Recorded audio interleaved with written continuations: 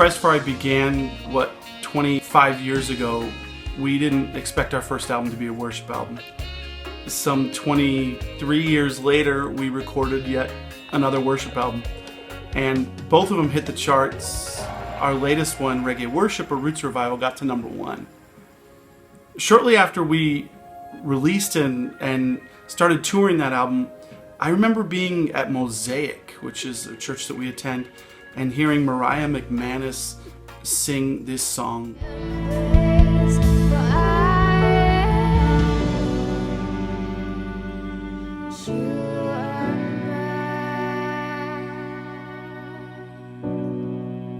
I'm yours and you are mine. And I was like, what is the name of this song? And I asked her afterwards, did you write that? And she said, no, that's HIllsong United. It's called Oceans, Where Feet May Fail. And instantly I was like, we have to cover that song. It may not have the most catchy hook. They may forget what you said. They may even forget what you did, but they won't forget how you made them feel. And that song made me feel something. It evoked an emotional response that I just can't explain. I was like, we have to cover it. You call me out upon the waters, the great unknown, where feet may fail. Long before we released our Hosanna video that ended up hitting, over 500,000 views in just a few months. Long before HIllsong United's version of Oceans went to number 1, and now it's been number 1 for 24 weeks on the charts. We had our sights set on this song. Something about it connected with the band.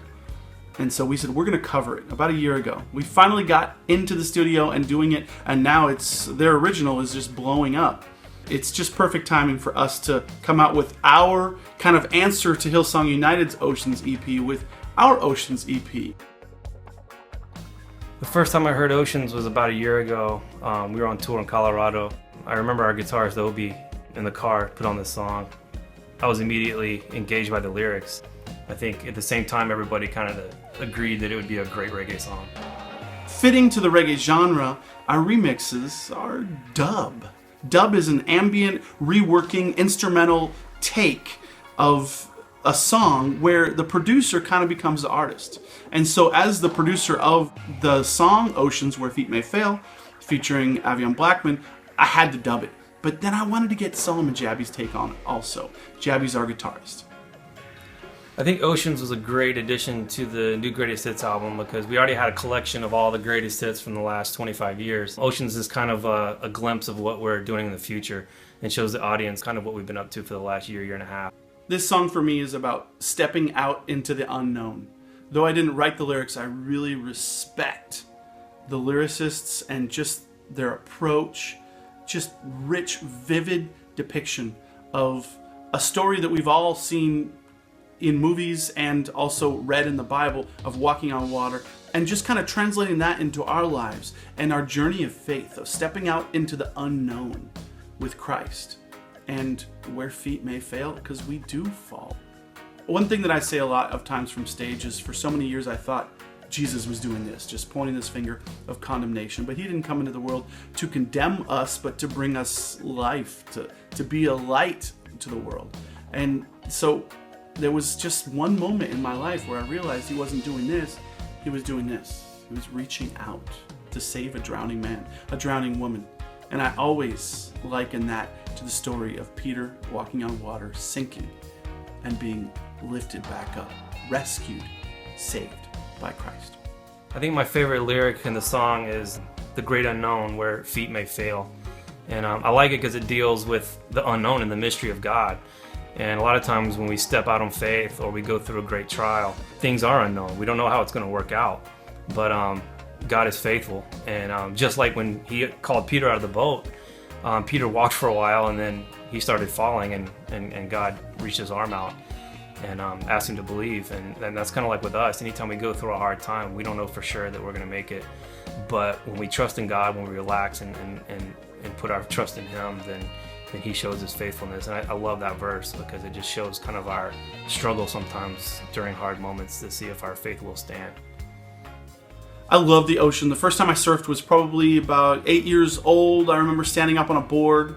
In my teens, I was actually an amateur bodyboarder. I even won a contest. I eventually progressed to surfing, longboarding, and I love big waves. One time I was in Brazil and I asked my friend if I could borrow a board, and he said sure. And so he took me out on a jet ski, towing the board behind me to this break. And it was in between a mountain here and an island here. And I thought it was really cool. It was pretty meaty waves. But the second I got dropped off and Obi got dropped off, within a few moments we were drifting apart. And within about a minute we were about 100 yards apart, and then just boom, I was going out to sea. I was going out, being carried out into the ocean. And might I add, it was a very small board that was dilapidated and delaminated, and it was full of water, and he didn't give me a leash. And before I knew it, I was paddling for my life. I needed to be rescued, and I was rescued by a jet ski. But I can understand what it's like to be lost at sea, and it scared the heck out of me. I've always loved the ocean. I grew up near it, being in Florida, and then moved out to California. I'm still close to it, but I had a unique experience a few years back. I went fishing on a fishing boat with a few of my friends from Bible study. We just so happened to pick a day when there was a hurricane in the Gulf of Mexico. We arrived to get the boat that we rented, and turns out the Coast Guard commandeered our original boat for hurricane reconnaissance. And so we had to take this other boat, and then we got out there and there was 20-foot seas, literally going straight up and straight down. I learned how in deepest water His grace abounds, for sure. But it was a pretty rough ride, and we got back and they actually vacated the town because the hurricane was about to hit. It was one of my unique ocean experiences. There was another time where I was surfing some really big waves. This break, I believe, is called Tunco in El Salvador, and the waves were about 20 to 25 feet. It was like a house moving in. Just the sheer volume of water, the thickness of the wave was insane. I finally got the guts to drop in on one and to carve the face, and I was scared to death because that whitewash was just huge when it crashed. And then, as I took that wave, all of a sudden, I looked at my friend, and his leash broke, and he broke his arm, and he couldn't swim. And at that moment, I had to decide, okay, am I going to go in and be safe, or am I going to paddle back out into those giants to try and rescue my friend? And of course, I rescued him. And he jumped on my board, and we were both holding on for dear lives because he couldn't swim. It was crazy. I saved his life, but I risked my own in doing it. We all need to be able to take risks in order to try and rescue others.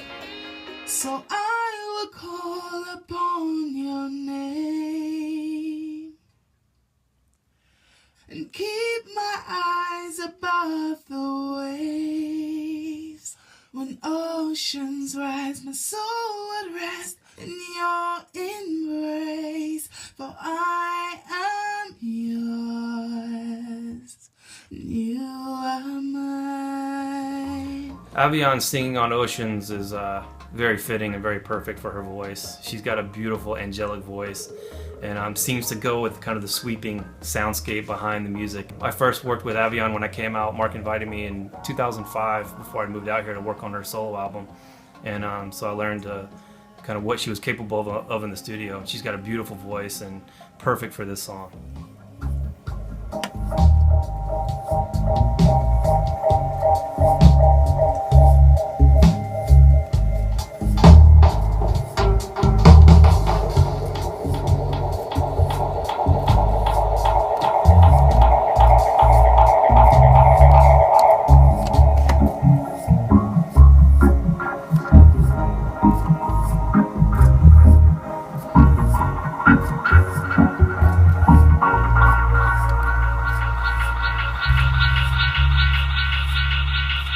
My style of dub is very close to the original foundational style of the original guys that started in Jamaica. King Tubby, most notably, who is responsible for taking out the main vocal track, and adding in effects on top of the rhythm for dance halls, reverb and delay mainly. And so I kind of follow that. Basically, I use a mixing board, and I run a cable out to an outboard effect like reverb or delay. I run it back in, and then I can tweak the knob to give the amount of effect I want for each channel. That's kind of the old style way of doing it. I also use some plugins, but mostly outboard gear. For reverb, I use a Pioneer tube reverb unit that was used for home stereos.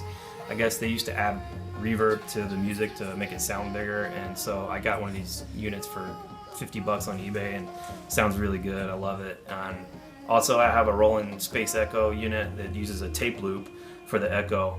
It's just a piece of tape that loops in itself, and that gives the sound of an echo. It has a warm, lush sound that a lot of digital delays don't have, and I love it. That's basically my style of dubbing.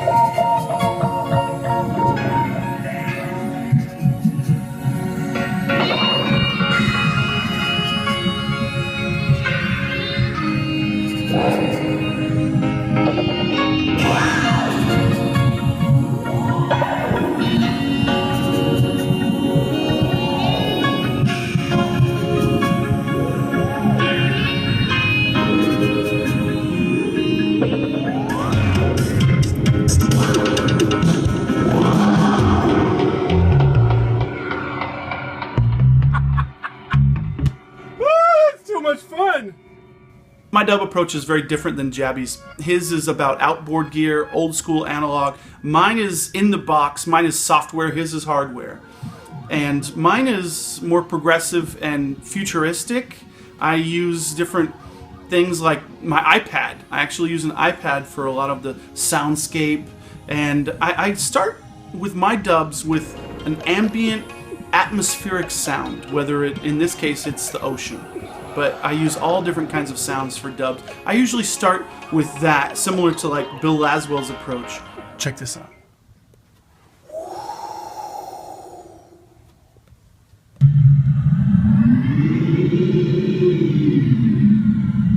That's a sample of my voice.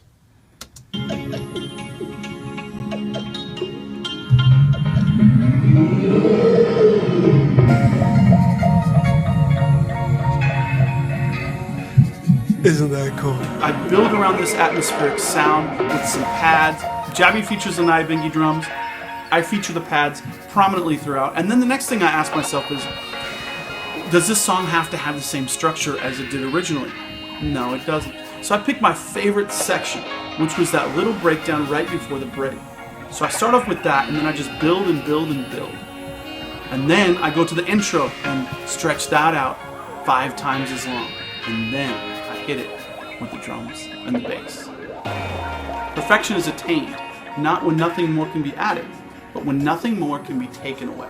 I call my remix the Oceanic dub. And the name of my dub of the song is Maritime Dub. One of the things I love about dubbing is that there are no rules. In fact, that is the essence of dubbing, is breaking all the rules. It's unconventional mixing.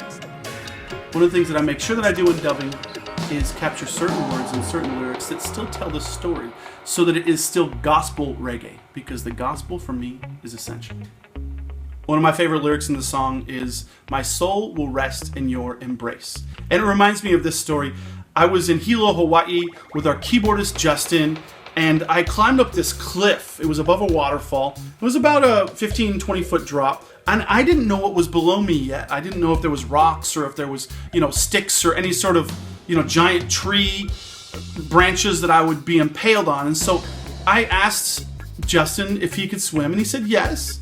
I said, well, would you swim out there and would you check the bottom? Would you also, grab the rope and swing it up to me? And he said, okay. He was a little slow in his response, and I should have asked why he was slow. It turns out that as he was going out there, what I thought he was initially checking the depth, he wasn't. He was going under. And then he came up and I said, "Are you okay, Justin?" He's like, "I'm all right." And then he went under again. And then he came up again. I'm like, "Justin?" And he may have said just a little peep of a help or something like that. But at that very moment, something triggered in me. Okay, I can risk myself by jumping down there and being impaled on something. I don't know what's below me. That's a risk. but there's the for sure guarantee that if he's underwater, he's not going to breathe. So at that very split second, I jumped into the water. I grabbed him. I learned how to rescue someone in water from being a Boy Scout. There's only one way to do it. You got to put your arm under their arms, and you got to have them basically be on you as you swim. Essentially, you have to hug them. You have to bear hug them. And that's what I think about with that lyric. My soul will rest in your embrace. You see, when God comes to rescue you, he doesn't just do it with words. He holds you. He embraces you. He saves you. Go to iTunes or gospelreggae.com and check out our Oceans EP. It is now available.